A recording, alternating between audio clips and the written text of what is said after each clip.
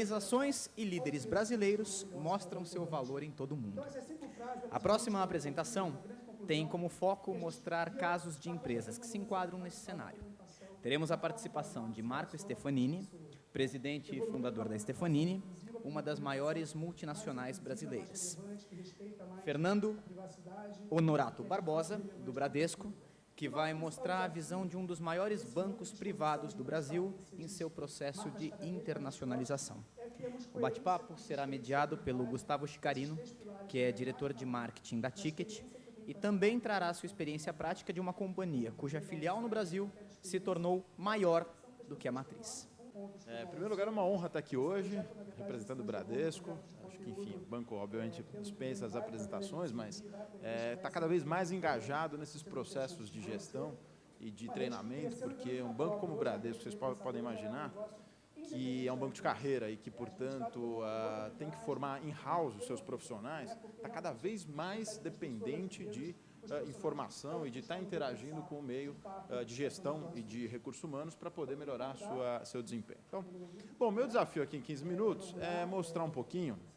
Eu vou gastar bem pouco tempo para falar do Bradesco em si e vou mostrar para vocês como que nós, na área econômica, como que a gente enxerga o processo de internacionalização das empresas brasileiras. Acho que essa é a grande contribuição que eu consigo dar para vocês, à medida em que nós temos hoje lá no time o maior departamento de pesquisa e estudos econômicos da América Latina, dedicado a pesquisar China, Estados Unidos, Europa, de um modo geral, e Brasil também, então isso é um pouco forte. O primeiro recado é o seguinte: o mundo está mudando rápido, e está mudando de forma acelerada.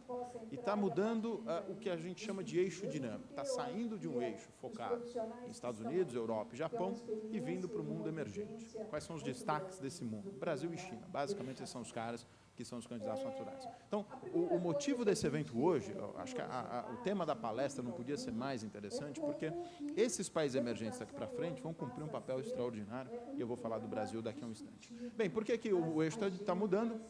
Por uma razão simples: o mundo desenvolvido está absolutamente dificultado por conta de desemprego muito elevado nos Estados Unidos, na Europa, no Japão, no mundo, de um modo geral, no G7 a gente fala, né?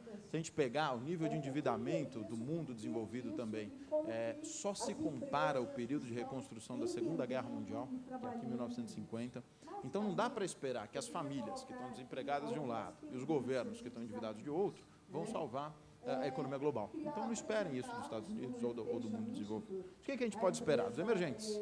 Hoje, assim, para muita gente esse dado surpreende, metade de todos os automóveis que são consumidos no mundo são consumidos nos países emergentes. Isso é algo que é um dado aqui de setembro, a última informação que a gente tem, praticamente metade. Então, já começa a pintar aí um pouco de, olha, por que o Brasil nos últimos anos saiu de investir $1 bilhão fora, as empresas brasileiras fazendo investimentos diretos estrangeiros de $1 bilhão para algo como 25 bilhões, que é o dado que a gente tem hoje, daqui a pouco eu mostro mais detalhes. E outra coisa interessante, só para fechar essa parte do mundo e já migrar para o Brasil, mais de metade de todo o comércio mundial hoje é feito entre os países emergentes. Então, tenham isso em mente. Se as empresas de vocês, se os negócios de vocês ainda não estão plugados nesse mundo emergente, podem ter certeza que no horizonte dos próximos 5 a 10 anos vão estar. Eu poderia falar aqui mais uns 15 minutos só de China, não vou falar.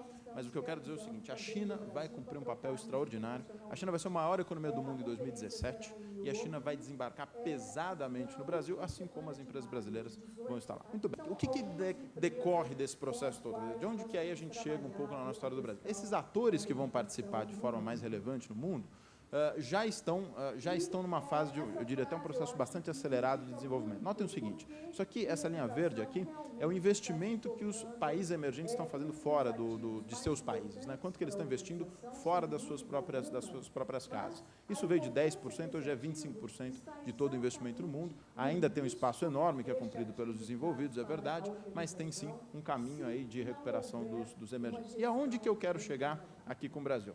Isso aqui é uma pesquisa que foi feita por esses 3 autores aí, e aqui estão as bases, quer dizer, aqui estão os fundamentos de como que uma empresa tem sucesso em se internacionalizar, aonde que você consegue capturar isso. Então, uma série de fatores. Primeiro, conclusões de pesquisas feitas aqui no Brasil.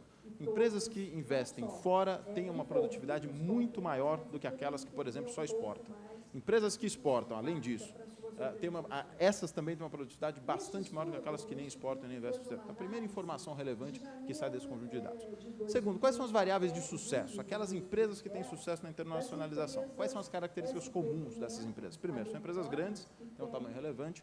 Eu marquei em vermelho porque esse é o tema chave para a gente. Quer dizer, qualificação da mão de obra é disparado o item que mais conta nos modelos de simulação para uma empresa se internacionalizar.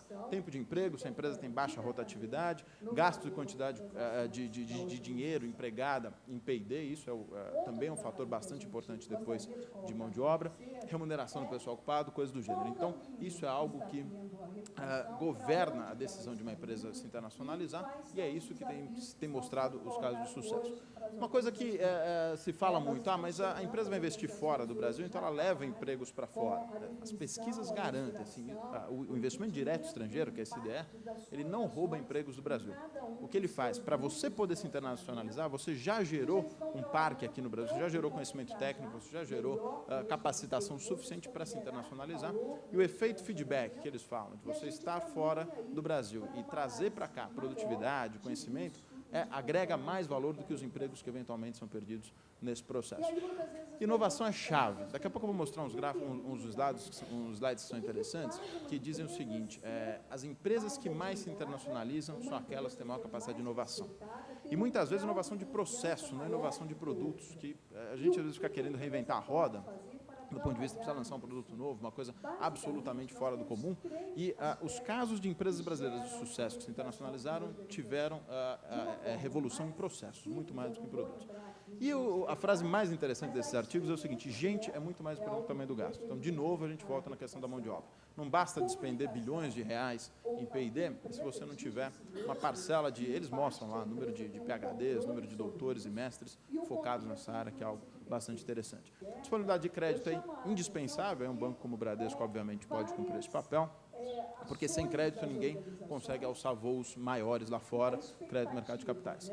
Algo que eu vou mostrar também, muitas empresas, o caminho para elas começarem a investir fora é um caminho da exportação. Elas começam exportando, vendendo alguma coisa lá fora, aí ela precisa atender esse mercado, ela começa a aprender um pouco mais desse mercado e aí, portanto, ela se internacionaliza, é um caminho importante. Exportação só de bens? Não, exportação de serviços. Tá aqui os nossos dois parceiros, que são basicamente exportadores de serviços, assim como um banco como o Bradesco. E, por fim, como eu disse, quer dizer, produtividade e inovação estão aí por trás desses aspectos. Essa tabela, eu não vou ser exaustivo aqui, eu só quero mostrar a última coluna dela. O que é isso aqui? Isso aqui é o seguinte, empresas que exportam e investem fora do Brasil, isso aqui é o nível de produtividade delas, né? Notem como em todos os casos a produtividade é muito maior das empresas que exportam e que investem fora do que aquelas que só exportam ou do que aquelas que não exportam e não investem.